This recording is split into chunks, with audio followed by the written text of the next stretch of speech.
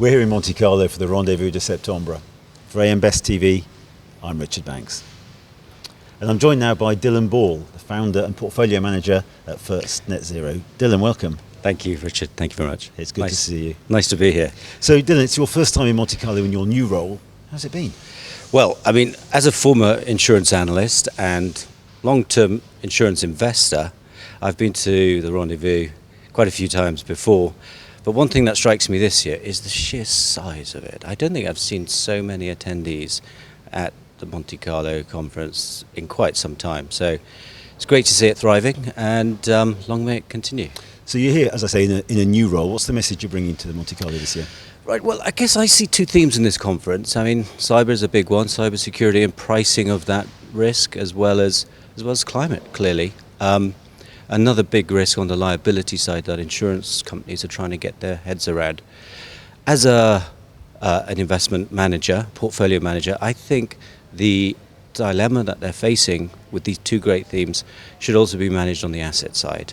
And as a portfolio manager of stocks and private equity and private debt funds, I'm here to send the message to the insurers that if they can align their portfolios on the asset side, that is going to help them on the valuation of the liability side as well.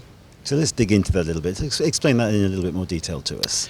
Well, I think that we are witnessing one of the largest reallocations of capital, certainly in our lifetimes, if not in economic history. And this decarbonisation theme could potentially lead to the reindustrialisation of many, many economies.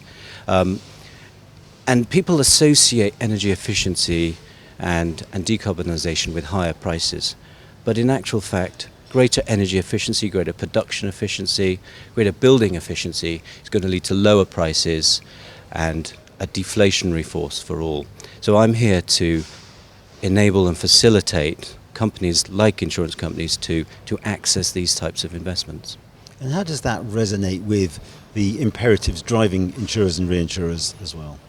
Well, as long-term holders of assets, they've got to view their portfolios on a long-term basis. This is a long-term theme with an ability to generate long-term returns. And so I think it's a very easy step over into the decarbonisation theme and into net zero portfolios.